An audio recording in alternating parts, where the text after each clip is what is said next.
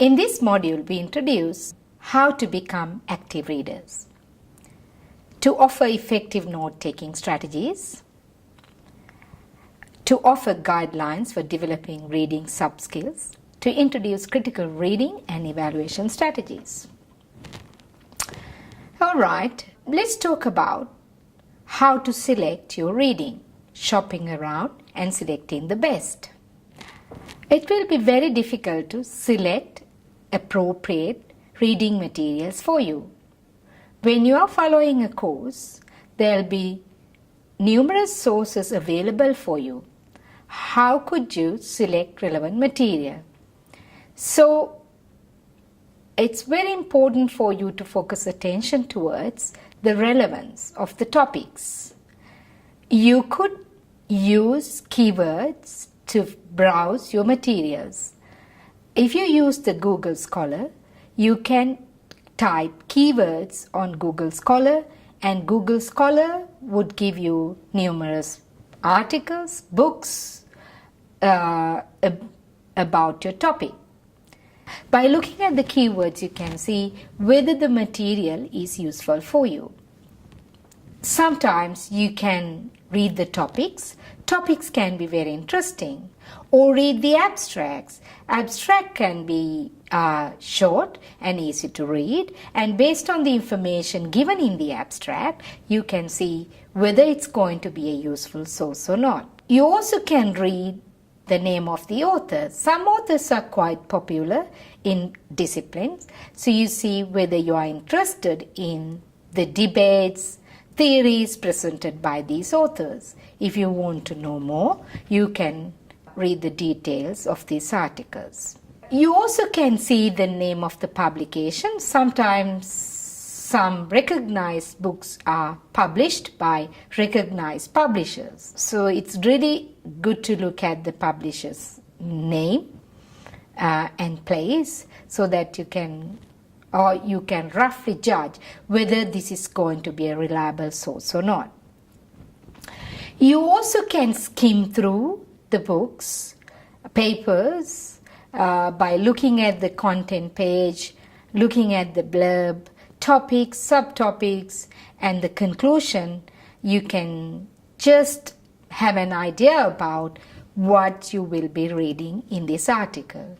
Sometimes the date of publication is useful. If it is published a long time ago, 10 years ago, it could be outdated. So it's very important to look at the date, and some lecturers do not like your references to be outdated. And if you're going to use an old material in your essay or report, it's very important, it's very useful to talk to your teacher about it. You also have to be careful when you use website information. Most website information is published by companies, individual authors. They're not peer-reviewed. They may not be quite reliable for your purpose. Know about SQ3R Approach to academic reading. This approach has been quite useful in academic reading. There are 5 steps in this approach. Number 1 is skimming. As you have so many materials, you can't read them all. So it's very difficult. It will be time consuming for you to read most of the articles. Therefore, the skimming is the best way to select your article. As I said before, you can skim by looking at the title, subtopics, the abstract, conclusion, and you can see whether you are interested further reading this article or not. Number 2, questioning. Think of a good question to stimulate your reading. This can be actually your assignment topic. If you do not have an assignment topic, if you are curious to know something, it is easy for you to continue reading. So you are prepared to read more. You have a question and you would like to find the answer. So have a question, think about a question that motivates you to read further. Number 3, read in the article. The actual reading the article is also a very important stage. This is reading the original source and making some notes. You can use annotations. What do you mean by annotations? You can highlight certain parts of this paper. If you have questions, you can write on the paper if you're reading the hard copy of the paper. Even if you're reading the electronic copy, there are some ways to make some notes on the electronic copy. And once you have finished reading, it's important to think about it. So, recalling is another important stage in the SQ3R approach. So, think about the points that you read. What are the key points that you read? So, recalling helps you with the memory, and also if you want to read further, it'll give you more ideas for your further research. Step 5 is reviewing. Going back to the article and other authors to critique. Reviewing involves more than recalling. Reviewing means that you critically evaluate what you have read, which is an important aspect in academic reading and writing. Therefore, let's look at what critical reading is. When reading critically, you need to first understand the content. In your reading task, you read the content and try to comprehend what the authors talk about in this article. You need to think about the main points, main arguments, the evidence, and also the premises that the writer provides in the article. Is the argument persuasive? You can ask questions like, does the writer provide adequate evidence? Do I accept or reject? On what reasons? What does this relate to what I already know? What do other scholars say about this? Do you know? If you don't know, you can find more. Can I believe these? What other writers do not analyze or address? An answer to these type of questions will help you to evaluate, critically review what you have read. So what is a critical approach to your reading?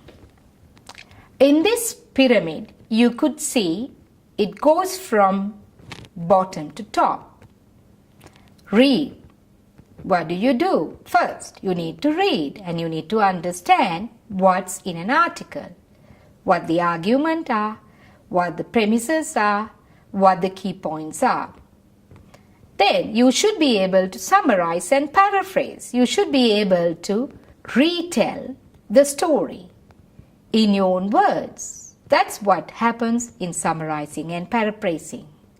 You should be able to describe, compare and contrast with others. What do others say? What does this writer say? You also need to analyze the context, arguments, and the premises. Analysis is a very important aspect. So you read, then you analyze. So if you analyze, you could see the relationship between sub-points, main argument, sub-argument, and the premises, and the conclusions that the writer makes. So when you analyze critically, you have to think about your opinion, not rather your opinion. What do you think about this? Based on the evidence given, do you agree or disagree? Can you rely on this argument? Can you make a judgment, and why? So this is a critical reading approach. When you're using a critical approach to reading, taking effective notes is very important. In this tutorial, I would like you to pay attention to Cornell note-taking approach. Cornell note-taking approach or the format allows you to think critically, review, recall information while you are reading. Let's have a careful look at the Cornell template. When you take notes according to Cornell's format, you divide the book into 3 columns. On one side, on the left-hand side, you have a small column for you to write questions. These questions can be about the information that you're reading, or maybe other questions that you would like to investigate further.